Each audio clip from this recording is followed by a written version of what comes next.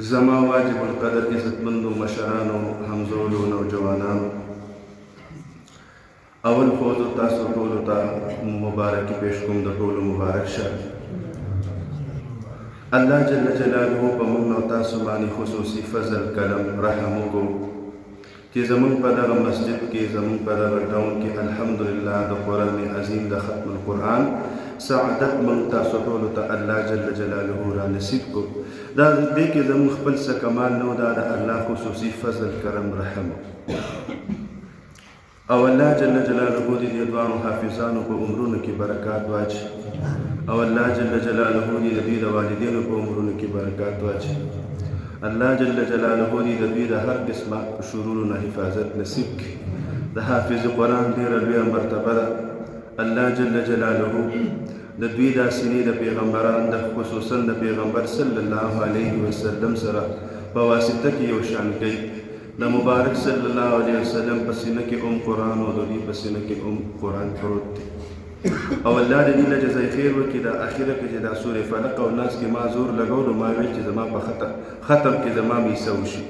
نو ځکه مې ورته ویل چې نور مخکې مزه دا نور دغه مې ورته واخیستل او بېګا راته دې په خپله باندې ویلي چې د اخري دوه سورتونو نو ما چې دا ووایي نو ختم کې به عیسه پیدا نه شي زما عزتمندو قرآن عظیم الشان الله جل جلاله پیغمبر علیه السلام ته فرمایي کتاب انزلناه الیک وی دا قرآن شریف میں نازل کړی دی ستا طرف ته د څه دپاره لتخرج الناس چې د دې قرآن په ذریعه باندې ته خلک راوباسي من الظلمات د جهل د تیارونه د کفر د تیارونه د شرک د تیارونه د بدعاتو د تیارونه د رسوماتو د تیارونه الی النور د رڼا طرف ته د اسلام طرف ته د الله طرف ته د جنت طرف ته د نجات طرف ته او بیا پیغمبر علیه السلام فرمای ان الله يرفع بهذا الكتاب اقواما وی چې د دې کتاب په ذریعه باندې الله جل جلاله خلق له مرتبه ورکوي خلق له عزت ورکوي خلق له شان ورکوي خلق له شوکت ورکوي او چې څوک په قرآن باندې عمل نه کوي الله ذلیل او رسوا کوي زما عزتمندو مختصر یو څو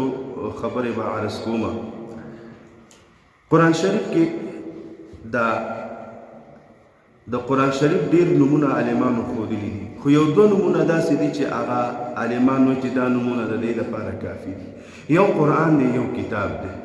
قرآن څه ته وایي او کتاب څه ته وایي قرآن هغه کتاب ته وایي چې او هغه پړهایي ته وایي چې هغه هر وخت پړهاویږي نو قرآن شریف د قرآن ځکه وایي چې په ټوله دنیا کې د ټولو نه زیات سټډي د ټولو نه زیات تلاوت هغه د څه کېږي د قرآن شریف نو قرآن ولا ځکه الله نوم ایښی چې دا د دې یوه حصه د حفاظت د قرآن ده چې قرآن کې به څوک ګوتې نشي والی قرآن به څوک الفاظ به کې مخکې وروسته کولی به نشي دویمه وجه ورته کتاب ویلی کتاب څه ته وایي کتاب هغه مصحف ته وایي چې هغه په کاغذ باندې لیکل شوي نو د قرآن دویمه ذریعه د حفاظت هغه لیکل دي نو د قرآن شریف په دوه وجو باندې حفاظت دی یو په ویلو باندې او بل په کتاب کې په لیکلو باندې د قیامت د علامونه علامه دا ده چې کله آخري وخت شي نو حافظ قرآن نه علاوه چې خلک مسجد ته ځي یا کور کې قرآن شریف رالي نو دا به صفا کاغذونه پراته وي په دې کې به لیکل میټاو شوي خلک به وایي څه پروا شته اویس قاري صاحب شته دی موسی قاري صاحب شته دی فلانې قاري صاحب شته اوس به ورشو راته به ووایي په یادو موسی قاري صاحب او اویس قاري صاحب چې کله په سینه باندې زور کوي د سینه به ټکي نه راوچتوي دی به حیران شي دی به وایي الحمد مخکې به نشي تللی هر څه به د سینې نه ختم شي دغه به د قیامت علامه یوړو الله دې دغه علامه مونږ ته نه ښیي دویمه عزتمندو زما د قرآن شریف قدر او عزت که موږ تاسو ونه کړو الله دې نه کړي د تاتاریانو غونته کې د بغداد د خلکو غونته کار به موږ سره کېږي که موږ د هغوی په شان چل وکړو کتابونه موږ سره د علم کتابونه بعضې کتابونه داسې دي چې هغه چا لیکلي دي هغه د بغداد عالمانو لیکلي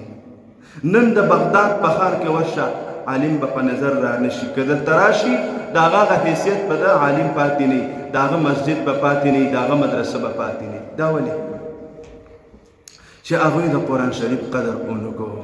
د مدرسې قدر یې ونه کو د مسجد قدر یې ونه کو او ځان یې په تیارو کې ساتو اخره کې تاتاري قوم راغی او د بغداد په یو ورځ باندې 2 لکه مسلمانان هغوی شهیدان کړي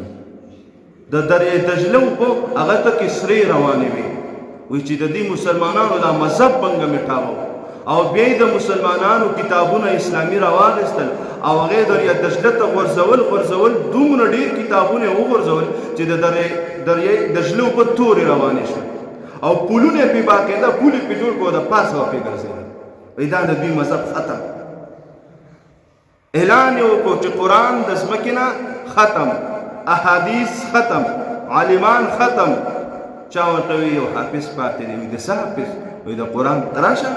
ته شروع شه ته څنګه حافظ یې هغه ورته وی الف لام میم ذلک الکتاب لا ریب فیه شروع شو ورته وی والناس پورې مال راځي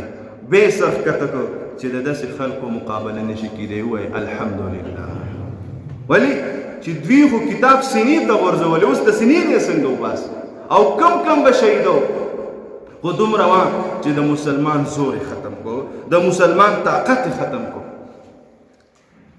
موږ او تاسو د خپلو عالمانو نه اورو په ټوله دنیا کې نن د دین په لحاظ سره په ټوله دنیا کې اول نمبر ملک کوم یو دی پاکستان په ټوله دنیا کې په دین په لیول سره د مدارسو په لیول سره د عالمانو په لیول سره اول نمبر کم یو ملک دی پاکستان الحمدلله زمونږ په ریوڼ کې وګورئ زمونږ د کراچۍ په مدرسو کې وګورئ د اسلام آباد په مدرسو کې وګورو مونږه د چینا نه طالبان راغلي د یورپ نه طالبان راغلي د انګلینډ نه راغلي او زمونږ په پاکستان کې علم حاصلوي ولی چې الحمدلله زمونږ د ملک مسلمانان د خپل اسلام سره کلک او مضبوط ولاړ دي او زمونږ عالمانو لدی الله دغوی په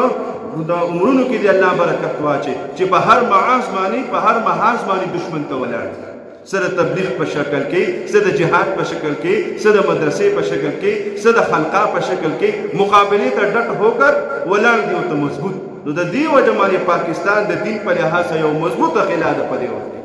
او بهر ملکونو باندې دې پېښور کې دې مرکز سره خواته یو سوډانی ورسره یو پولیس والمبر راوړو یو ملګری بله مو نو ما ویل چې زه اوس ملاقات وکړم چې زه ورغلم نو هغه وایي چې یاره ما سره دومره ټیم نشته او دننه ما ورته بس یو دوه خبرې درسره کومه ما بیا اول دا تپوس وکړ چې دلته څه کې پاکستان کې تاسو خو څه عرب یې علم دین تقوا دا خو تاسو سره ده ما ته وایي یو خبره درته وکړم وایم وایه وی چې د پاکستان ته د تشکیل دپاره ما یوه میاشت نفلي روژې منلي دي چې الله که زما تشکیل پاکستان ته وشو نو زه به یوه میاشت نفلي روژې نیسم وایي ما د پاکستان د تشکیل دپاره یوه میاشت روژې نیولي دي او بیا مې وی چې خدایه پاکه زما تشکیل KPK ته وکړي خیبر پختونخوا ته مې تشکیل وکړي پېښور ته مې تشکیل وکړي ما ویل ولې وایي د پېښور او د KPK دا هغه مضبوط مسلمانان دي چې دا په ټوله دنیا کې نه میلاویږي وایي الحمدلله زه هسې حیران شوم ما ته وایي چې څومره قوت دی بالپاکستاني الپېښور بیا د پېښور د خلکو ما ورته موږ کمزوري عاجزي ټوله دنیا تاسو ته حیرانه ده چې دا کم خلک دي څومره په سختو کې دي څومره په تکلیف کې دي او په دین کې په اول نمبر باندې روان دي نو دا ولې چې زموږ د خلکو الحمدلله د اسلام سره مینه ده په اسلام باندې د قربانۍ لپاره جان مال هر څه ته تیار وي ځکه زموږ ملک په مخ کې دی د دین په لیول سره او د تعلیم په لیول سره پته لګي چې په سویم نمبر چې په 50 دی که په سویم د تعلیم دپاره یونیورسټۍ شته کالجونه شته پنډونه شته پنډونه وارسه وله ورکړی کېږي او د دین بیا مخکې دی ولې مخکې دی زما صاحب دې وجې نه چې زموږ د خلکو د دین سره مینه زیاته ده بل زموږ عالمان دې وخت کې الحمدلله هغوی لګیا دي او کار کوي محنت کوي دا دومره وجود چې دی زموږ د یورپونو او د نورو ملکونو زموږ ملک د اختلافات په څه وجه پیدا کړي د دې عظیم بنیاد دا دی چې دې کې دا دین دا قلعه ولې مضبوطه ده د دوی آیین اسلامي ولې دی دا قانون اسلامي ولې جوړ شوی اوس عمل شته او که نشته خو قانون خو الحمدلله اسلامي دی نو دې ته پراته دي چې کله به دغه هر څه موږ تسلس کوو زما عزتمندو د قرآن شریف یو لوی مقام دی یو لویه مرتبه ده ذوالفقار نقشبندي صاحب دامت برکاتهم فرمایي اوږده واقعه کې خو مختصر خبرې ته راغلم و یو ځای ته لاړو یورپ ته هلته کې زما ناسته د هندوانو د مشر سره د عیسایانو د مشر سره او د یهودیانو د مشر سره راغله ما ته وایي چې مولانا آینده شپه به څه باندې بحث وکړو څنګه دې خوښه ده وایي ما ورته وایي چې یاره په کتابونو به بحث وکړو هر یو سړی به په خپل کتاب بحث وکړي وایي چې ډېره ښه ده وایي چې کله بیا مشوره راله وایي پادري لګیا شو خپل بحث یې شروع کړو وایي ما ورته وایي چې ته بیا یهودي خپل کتاب چې کوم دی نو هغه یې راواخیستو عیسایي انجیل راواخیستو زبور پکې چا راواخیست وایي ما ورته وایي چې اصلي شکل کې به وایې دا به په انګلیش کې نه وایې دا به په عربۍ کې نه وایې چې ولې ما چې دا خو په عبرانۍ ژبه کې نازل شوي وایي راته وایي چې موږ څه خو اصلي شکل والا کتاب نشته وایي ما ورته وایي چې موږ سره اصلي شکل والا کتاب الحمدلله مخکې مو اوس هم دی او بیا به مې انشاءالله وایي ما ته وایي چې زه شروع کا وایي ما سره خپل زوی حبیب الله تللی هغه ته وایي چې بچی شروع شه ورته وایي هغه ورته شروع شو ما ته وایي چې نه نسخه راواله وایي نسخه راسره وه هغه مې راواخیسته وایي چې ټول یې ولټوله وایي ما ورته وایي چې نه انګلیش کې دی نه عبرانۍ کې دی زما په پیغمبر علیه الصلاة والسلام چې په کوم شکل کې نازل شوی دی هماغه شکل کې موجود دی الحمدلله وایي ټول راسره تسلیم کړله چې بالکل دې زمانه کې که په خپل اصلي زبان کې او په اصلي حالت کې کوم کتاب پاتې دی هغه واحد قرآن شریف دی نو دا چې دا اصلي شکل کې پاتې دی الله پاک فرمایي انا نحن نزلنا الذکر و انا له لحافظون چې ما قرآن نازل کړی او موږ به د قرآن حفاظت کوو کله د قاري صاحب په ذریعه کله د کتاب په ذریعه کله د جهاد په ذریعه کله د تبلیغ په ذریعه کله د مدرسې په ذریعه کله د سنگر په ذریعه کله د خلقا په ذریعه خو د قرآن شریف اصلي هیئت به برقرار وي انشاءالله العزیز وی بیا راته هندو وایي چې یو عرض کوم ما ورته وایي چې وایي چې ستاسو د قرآن شریف حافظ هم شته وایي ما ورته وایي چې او وایي چې دا ټولې په سینه کې اچولی یاد دی ورته ما ورته وایي چې او وایي زوی را سره پنځلس سپارې ویلې وي وایي هغه ته مې وایي بچیا ته ورته ووایه وایي په نفلو کې ودرېدو یوه سپارې ورته وویلې وایي هغوی داسې حیران شو او تسلیم یې کړه چې واحد کتاب دی چې د خلکو په سینو کې پروت دی الحمدلله زما عزتمندو د قرآن شریف په یو حرف باندې چې کله انسان مسلمان بنده بغیر د اودس نه وایي نو نو په هغې باندې لس نیکۍ دي څو نیکۍ دي پې لس چې اودس دې نه وي او په یادو باندې وي